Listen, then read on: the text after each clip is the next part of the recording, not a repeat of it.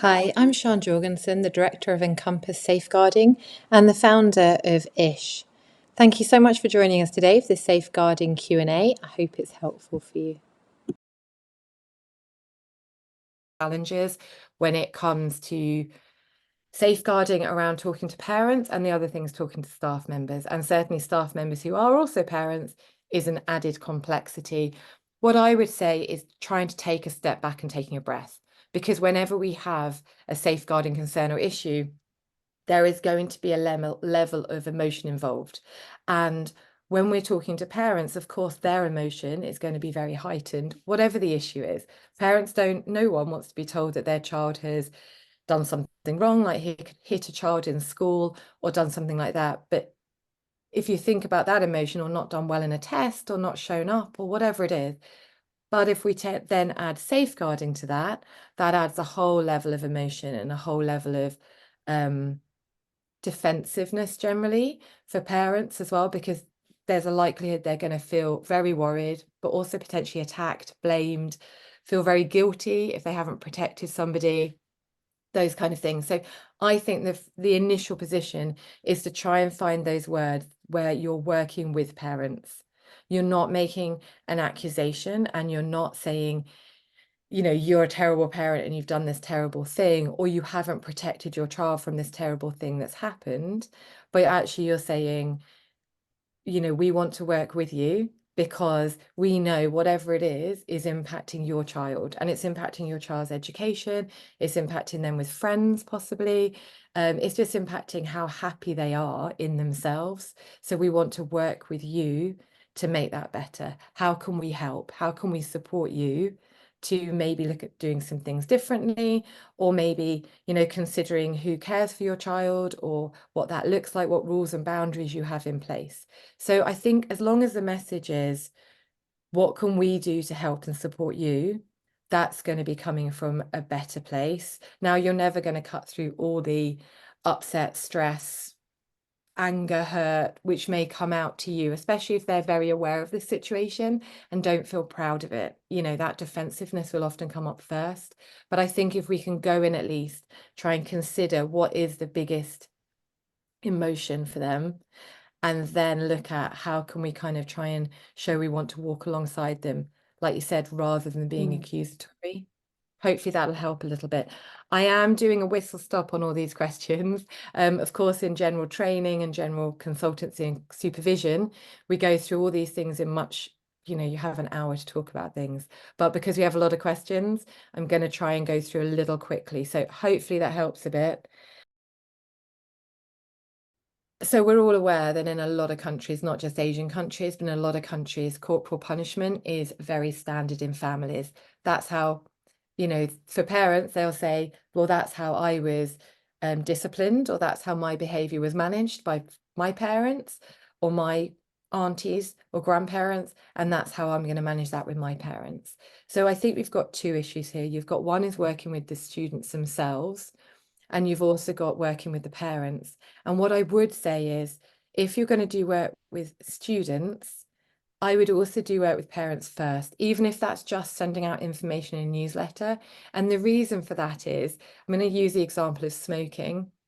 So often, if we do a lesson with young children about smoking and how bad it is for you, and you shouldn't smoke, and it's really bad for your health, and you can get very sick, and these are all the issues, those children will then go home, and often, well, one or two things, they'll either talk to their parents about, you shouldn't be smoking, it's really bad, you're going to get really sick, or they'll be really worried about it but not feel they can say it to a parent. So they'll be sitting with that feeling, or they'll be saying, you mustn't be doing that, as little kids do, or younger children do. So if we take that to something like spanking, I would say it's quite important to actually start having those conversations with the community, letting parents know you're raising these issues, letting them know you're working on it. And it can be from a basis of healthy relationships for the children. We're working on, for younger primary school, we're working on, there's lots of different ways of saying it, but healthy hands or nice hands or whatever it is. So we're working on children not bullying, not pushing, not hitting. And connected to that, we're going to be working on how you know, what happens at home and how we get children to do what we want at home or how we manage things. So within that, I think it's taught to parents first, whether that's a workshop, a newsletter, but just broach the subject so parents know it's coming. And also parents have an idea about what the school standpoint is. Because if they've always lived in a community where spanking with a wooden spoon or a stick is absolutely acceptable and normal. And in fact, you know, we know with a lot of our Asian families where they're trying to make changes that older generations will criticize them for not spanking, or it may be the older generation who's looking after the child who does that. So I think it's opening up those questions. And then when we talk to children, it's also about giving them other options. You know, what could a parent do instead, or what could happen instead that would be, you know, what would the consequence or what would the benefit of that being? So if it's go to your room, if it's not on your iPad for half an hour, you know, I think giving people alternatives, both children so they understand alternatives and also parents, is really important. We're not just saying don't do this, we're saying but you could do this instead, and this is why, and this is the benefit, and this is how we can help you if you're struggling with it. So one of the big things is having everyone on the same page. And when I mean everyone, I would start with staff members and then I would move on to the board, and I would be looking at students and parents as well. So when we talk about having everyone on the same page, I hate to say that I've become a real policy person. I talk about this a lot. I'm not about 100-page long documents that people look at and, you know, use as bedtime reading, should we say? But documents that are very user friendly. You may need the really long document in the background, but having something that is 2 or 3 pages long, I recently created a safeguarding handbook for staff members, which just breaks things down, but is quite, you know, in this situation, this is what we'd ask you to do. And these are the expectations of you. And ending that with a code of conduct for staff is really important. Most schools have a code of conduct, and that's great. That's around expectations for teaching, expectations for working at the school. I would highly or strongly recommend that within that you have a code of conduct. Included is the safeguarding statements. You know, that if something happens, if they're accused of something, if something happens outside of school, there's an obligation to inform you. They will not be having relationships with people who aren't under 18, things like that. When you're addressing a staff member, for example, which has been a recent situation, being seen in a bar with someone who was 16 or 17, they were not a student at that school, so it didn't come under that concern, but there's still a concern if you have a staff member who is socializing, entertaining, perhaps possibly starting a relationship with a 16 or 17-year-old. That is a concern for you, your school and your safeguarding rules and regulations. But is that written anywhere? So does your policy cover what it needs to? Is it easy to read and understand?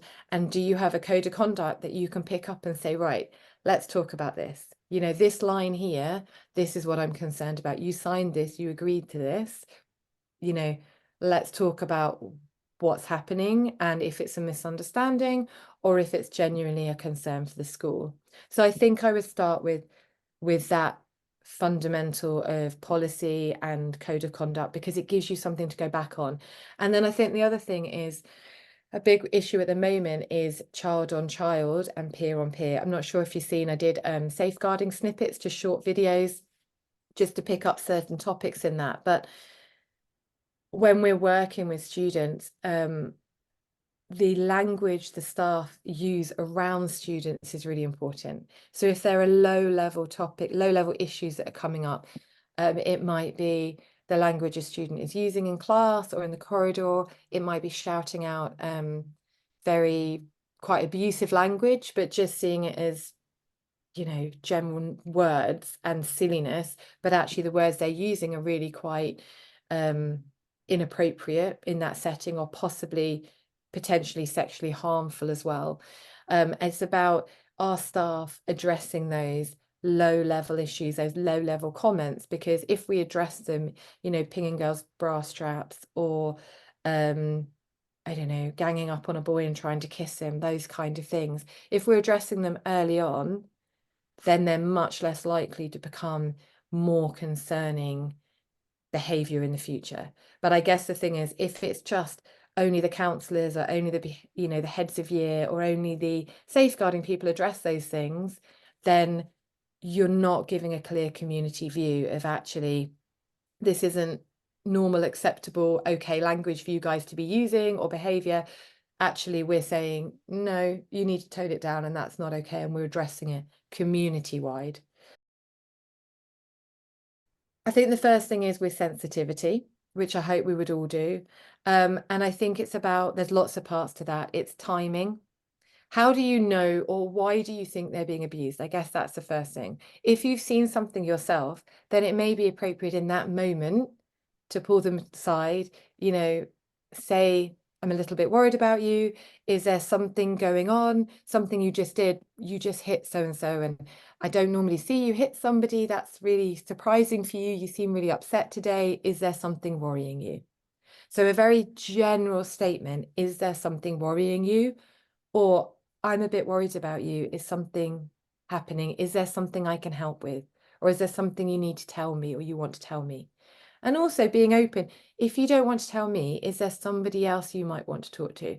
Because maybe you're not the person that they know very well. Maybe they don't see you all the time, or maybe they see you as more of the behavioral person. You're the one who's telling kids to, tuck their shirts in or get to class on time or something like that, in which case you might not be for that child. You might not be the right person to talk to them, but then who is? And can you empower them, to make that choice? Or because of the situation, is it better if you just go to that person and say, look, I'm a little bit worried about them, so and so, can you go and talk to them? And then it's about when. If it comes externally, so it's a safeguarding report or a teacher stopped you, or it's been asked if you can talk to that person, then I would think about when you're doing that. Because kids don't like to be center of attention unless they really want to be, but not in a safeguarding kind of way. So are you talking to them at lunchtime when they're not with friends and you can separate them quite easily? Or is lunchtime the time when all their friends are oh, where are you? You should have been with us. And actually you make it more of an issue. So I think timing, location, and who is the right person, and then just asking things very, very openly. And if they have a bruise or something, if you've done that, I'm a bit worried about you, and they're not really saying anything, you say, oh, that bruise on your arm looks really sore. How did you get that? Would you mind, can you tell me about that? And those who've done training with me, it's about those, TED questions: tell me, explain, describe, and show. Show being the drawing, not the physical showing. I think it depends on who you mean you're going to address it with, I guess. One thing for me would be perhaps if it's a long-term issue, it's been going on for a while, which it sounds like it is, I would wonder about perhaps doing some kind of just very, very basic record keeping, whether it's yourself as safeguarding or ideally the teacher or maybe a TA in the class. So start to try and look at patterns and look at when this happens, what's going on before it. Is there something specific? Like, for example, it might be that it's on a Monday morning and they're coming in and you realize the behavior is happening on a Monday and it's happening because they're very tired from the weekend, for example. It might be an issue that you think they might be staying up very late or having no boundaries on electronics, gaming all night, that kind of thing.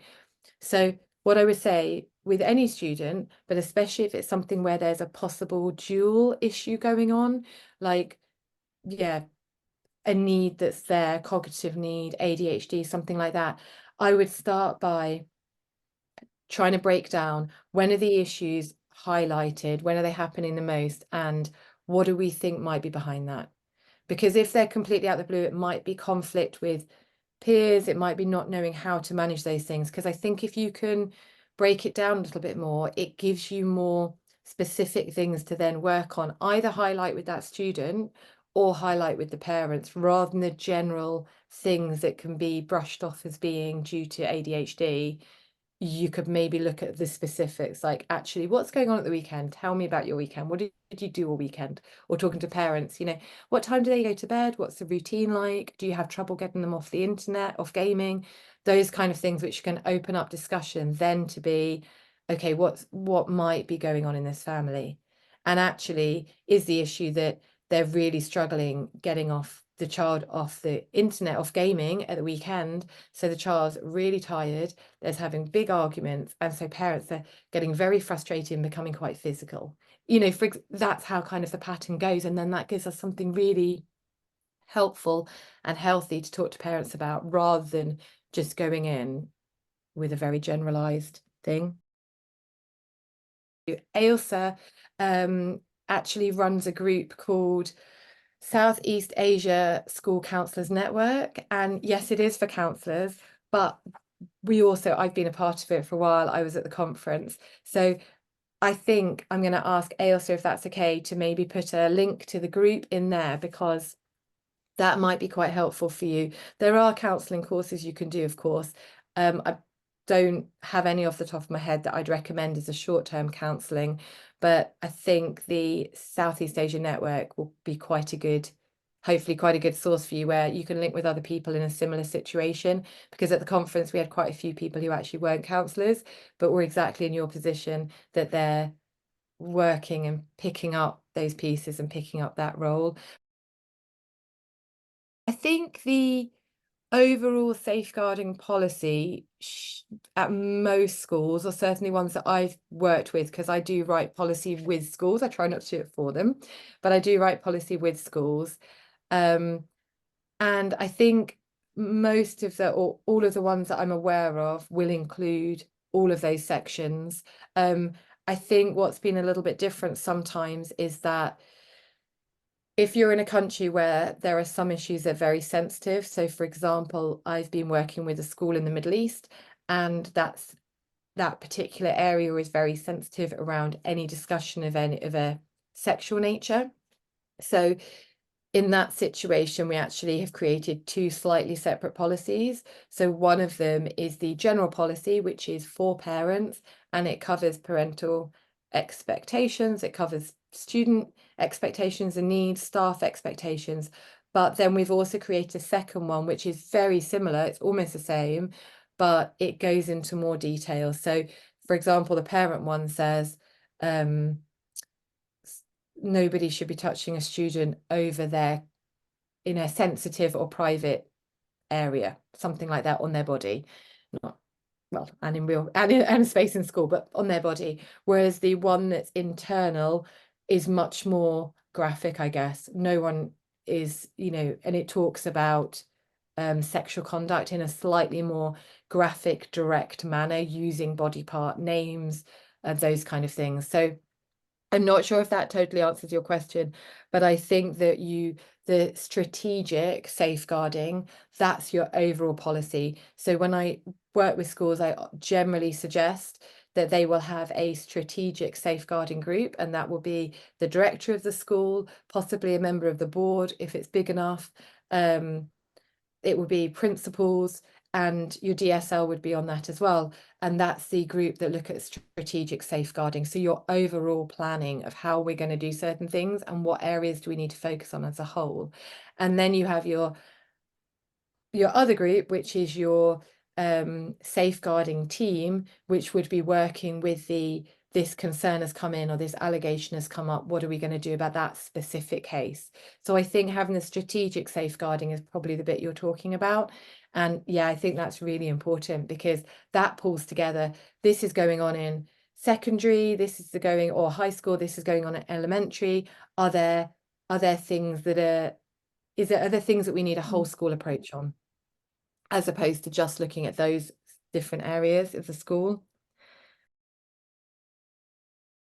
Yeah, I think there's quite a lot around on self-harm. That's certainly a training I've done with schools in the past, and I'm sure Ailsa has as well, who's on this call. So I think when it comes to self-harm, there's a lot of work that you can be doing. I think one of the most important things when we're talking to parents and staff members is getting rid of some of those, what do you call them? Some of those false bits of information. I can't think of the way of saying it in this, but suicide and self-harm are two different ends of the scale. So self-harm is I'm trying to deal with something and I don't know how to deal with it and I feel really bad about it, or it's really stressing me out and I'm coping with that by doing this. Self-harm is actually a coping mechanism. Suicide on the other end of the scale is I can't cope with this anymore and I don't want to deal with it anymore and I don't know what else to do.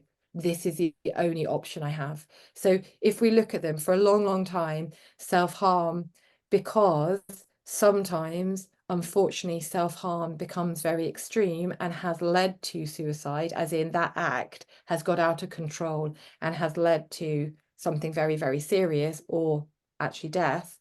So for a long time, it was seen as one leads to the other, but actually they don't.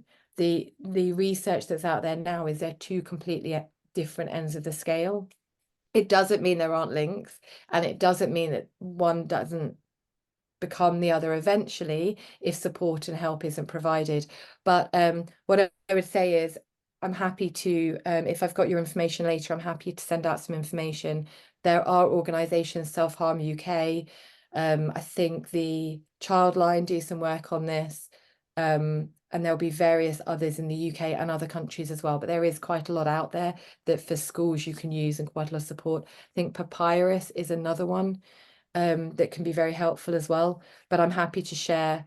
I will share some links for some information on both self-harm and suicide when I follow up with this. Yeah, part of this just was for me to share that there is other support available. So there's this new group called ISSSH, because the name is incredibly long, in International School Safeguarding Support Hub. So I'm just going with ISSSH because it's much easier. And with this group, there are monthly Q&As. Well, what we're doing now is we're doing 1 month, we're doing a Q&A, but it's a whole hour. And so it's a little bit more time. And if there aren't a huge number, then people can pop up and talk. If there's a lot of people like there were today, then we just do it on the chat because there just isn't time. But the Q&A happens once a month, and then the other month we're doing a case study. So if you're interested, if you've found it helpful, this is my little sales bit, then, please join the membership. There's an individual price, monthly or annually, and then there's a team membership that I would hope your school could be encouraged to pay. But if you're interested and you found this helpful, the next case study is on Tuesday, the 13th of February. And what we do with that is people who want to join it, I asked them to choose, would you like elementary or high school? Would you like, I'm trying to escape this.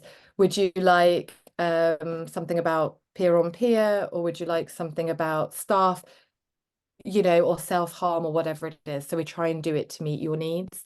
So that's just something, information for you, but I'll send it all out afterwards. Thank you for joining me today, and I hope to see you as a member of ISSSH, but also please get in touch for any safeguarding needs.